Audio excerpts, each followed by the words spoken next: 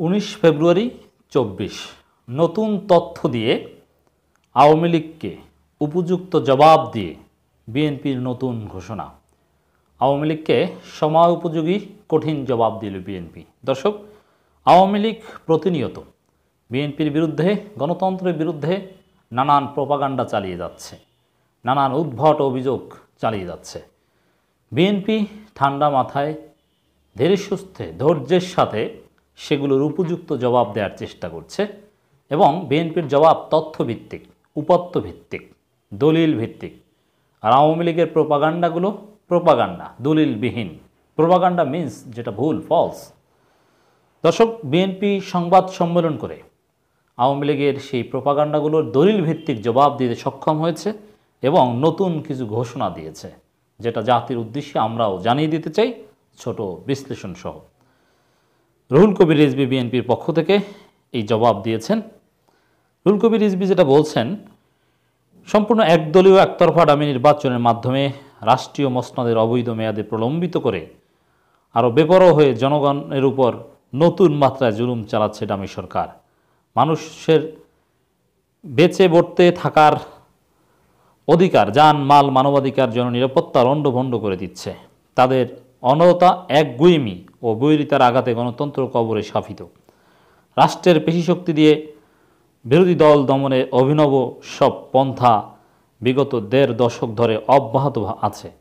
বিরোধী দলের রাজনৈতিক কর্মসূচি মোকাবেলা করতে গিয়ে আইন প্রয়োগকারী সংস্থাগুলো বাড়াবাড়ি বল প্রয়োগ, একই সময়ে ক্ষমতাসীন দলের পাল্টা কর্মসূচি সংঘাতময় বিভীষিকার পরিস্থিতি সৃষ্টি করে। এর মানে দেশে যে নৈরাজ্য সৃষ্টি হয়েছিল 28 অক্টোবর থেকে, এবং সেটা জাস্ট কয়েকদিন আগে বন্ধ হয়েছে, আওয়ামী লীগের পাল্টাপাল্টি কর্মসূচি তার অন্যতম কারণ ছিল। এবং বিএনপির উপর যে জুলুম নির্যাতন, সেটা কিন্তু এখনও, আজকে যখন 19 ফেব্রুয়ারি আমরা কথা বলছি, তখনও চলছে, পুরোপুরি বন্ধ হয়নি, যদিও পরিস্থিতির কিছুটা উন্নতি হয়েছে। কিছুদিন আগেই আপনারা জানেন, চট্টগ্রামে বিদেশ থেকে আসা বিএনপি নেতাকে হত্যা করা হয়েছে, মসজিদ থেকে বের করে পিটিয়ে হত্যা করেছে আওয়ামী লীগ। দৃষ্টান্তহীন নতুন মডেলের একদলীয় বাকশাল 2.0 প্রতিষ্ঠার পর আওয়ামী লীগ নেতাকর্মী, সমর্থক, উচ্ছিষ্টভোগী দালাল ছাড়া দেশের সাধারণ মানুষ যেন উদ্বাস্তুতে পরিণত হয়েছে। এর মানে আওয়ামী লীগের প্রজেক্টে যারা আছে তাদের সবাইকে উচ্ছিষ্টভোগী দালাল বলে বিএনপি সম্বোধন করল। যারা নির্বাচনে গিয়েছে তারা সবাই বিএনপির ভাষায় উচ্ছিষ্টভোগী দালাল। এটা একটা চমৎকার অ্যাডজেক্টিভ। বিরোধী দল নিষ্পেষণ, দমন, গ্রেপ্তার, হত্যা আর সাধারণ জনগণের রক্ত চুষে খাওয়া এই মাফিয়া সরকারের ব্রত। জনজীবনকে তারা দুর্বিষহ করে তুলেছে। মানুষের জীবনে নেমে এসেছে নাবিশ্বাস দশা।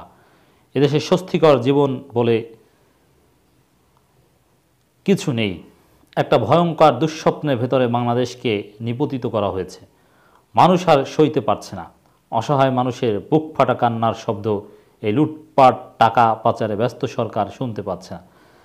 কথাগুলো ঠিক, কিন্তু শব্দ চয়নের ক্ষেত্রে বিএনপিকে বলবো আরেকটু সফট হওয়া। কারণ যখন একেবারে চূড়ান্ত বা এর চাইতেও খারাপ পরিণতি হবে, তখন কোন শব্দে সেটাকে চিত্রিত করবে?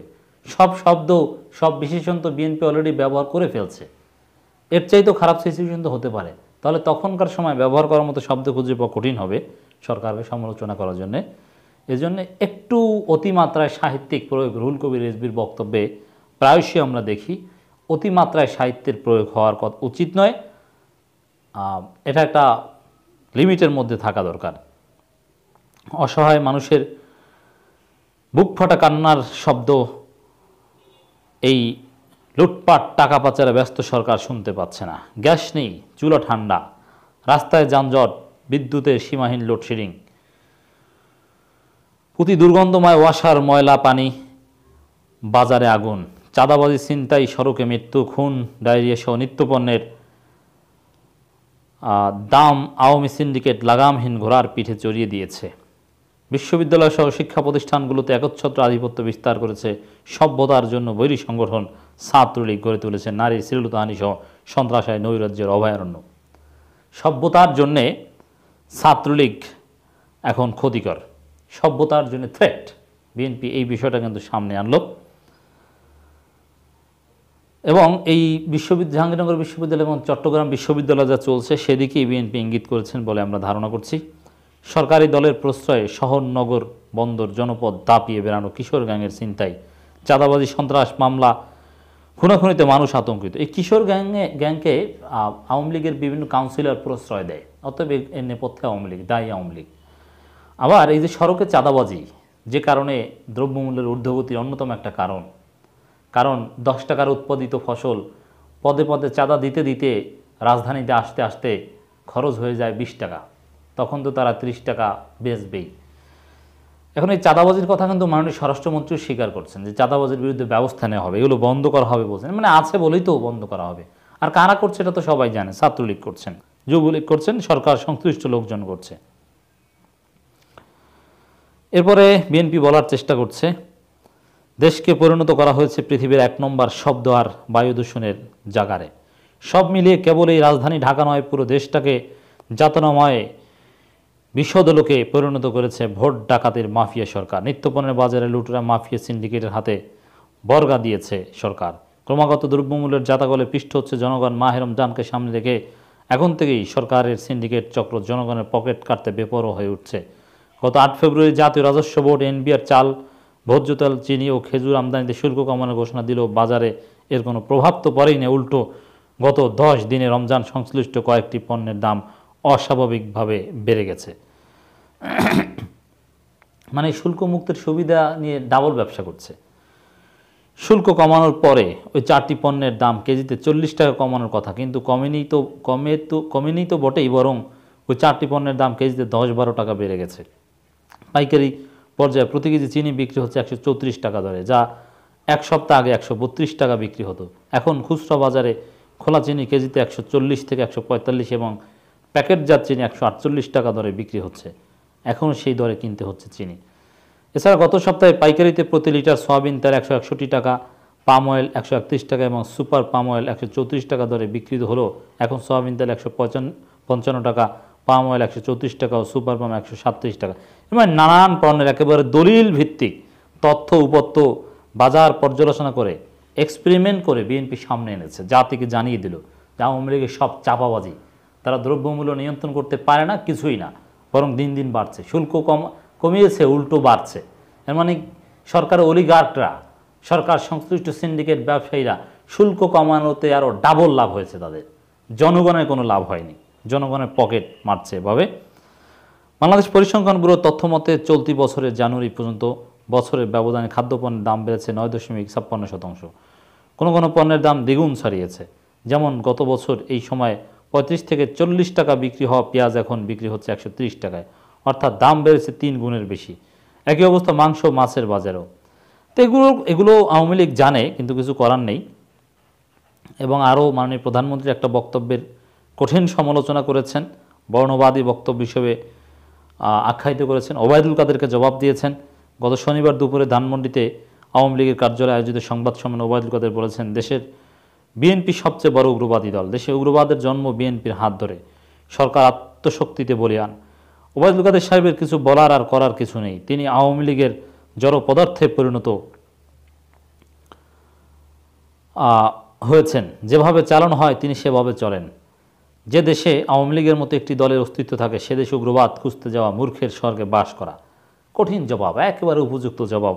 বিএনপি উগ্রবাদী দল আর আওয়ামী লীগ শান্তিবাদী দল, এটাকেও বিশ্বাস করে? মূর্খতা। মূর্খের স্বর্গে বাস করলেই মানুষ বিশ্বাস করবে।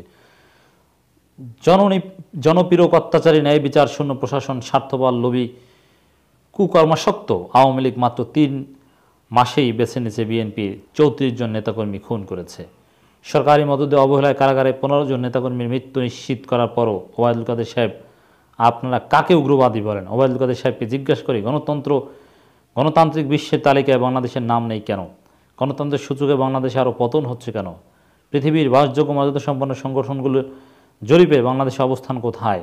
তার বক্তব্য বরাবরই বিরোধের ছায়াকে প্রলম্বিত করে তিনি দখলদারি মাফিয়া টিমের মুখপাত্র। এর মানে ওবায়দুল কাদের সাহেব যে সুরে বিএনপির সমালোচনা করছেন তার চাইতে কঠিন ভাষায় বিএনপি আওয়ামী লীগকে জবাব ধরিয়ে দিল। আবারও বলছি, আমি দেখতে পাচ্ছি এবং প্রমাণসহ দেখালাম বিএনপির জবাব দলিল ভিত্তিক, তথ্য প্রমাণ ভিত্তিক জবাব। আর ওবায়দুল কাদের যে সংবাদ সম্মেলন করে সেখানে কোনো দলিল থাকে না, তথ্য থাকে না, আন্দাজের উপর এক একটা কথা বলে দেন। আর বিএনপি নিউমেরিক ডেটা উপস্থাপন করেন। দর্শক, হত্যা, নির্যাতন, গ্রেপ্তার এগুলো এখনও কিন্তু চলছে।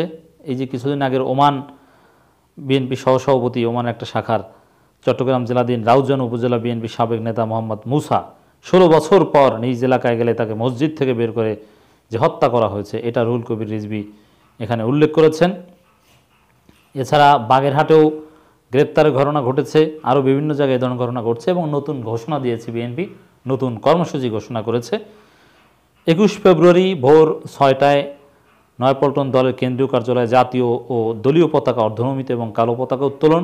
21 ফেব্রুয়ারি সকাল 6টায় কালো ব্যাজ সহকারে প্রভাত ফেরিতে অংশগ্রহণের জন্য বলাকা সিনেমা হলের সামনে দলীয় নেতাকর্মী জমায়েত এবং আজিমপুর কবরস্থানে ভাষা শহীদদের মাজার জিয়ারত শেষে কেন্দ্রীয় শহীদ মিনার অভিমুখে যাত্রা এবং শহীদদের স্মরণে শ্রদ্ধার্ঘ্য নিবেদন। মহান শহীদ দিবস ও আন্তর্জাতিক মাতৃভাষা দিবস উপলক্ষে আগামী 20 ফেব্রুয়ারি 2024 বেলা 2টায় রাজধানীর রমনাস্থ ইঞ্জিনিয়ার্স ইনস্টিটিউট বাংলাদেশ মিলনায়তনে দলের পক্ষ থেকে আলোচনা সভা অনুষ্ঠিত হবে। দেশের বরেণ্য বুদ্ধিজীবী ও ভাষা সৈনিকদের উক্ত আলোচনা সভায় বক্তব্য রাখবেন। সারা দেশে 21 ফেব্রুয়ারি মহান শহীদ দিবস ও আন্তর্জাতিক মাতৃভাষা দিবস উপলক্ষে সারা দেশে দলের জেলা, মহানগর, উপজেলা, থানা ও বিভিন্ন ইউনিট পর্যায়ে সকাল 6টায় জাতীয় ও দলীয় পতাকা অর্ধনমিত ও কালো পতাকা উত্তোলনে প্রভাত ফেরি এবং স্থানীয় শহীদ মিনার ভাষা শহীদদের শ্রদ্ধার্ঘ্য নিবেদন। ওই দিন দেশব্যাপী দলের বিভিন্ন ইউনিটে স্থানীয় সুবিধা বঞ্চিত ভাষা শহীদদের স্মরণে আলোচনা সভা আয়োজন করবে। বিএনপি আন্তর্জাতিক মাতৃভাষা দিবসকে যথাযোগ্য মর্যাদায় পালন করছে এই ধ্বংসস্তূপের মধ্যেও দাঁড়িয়ে।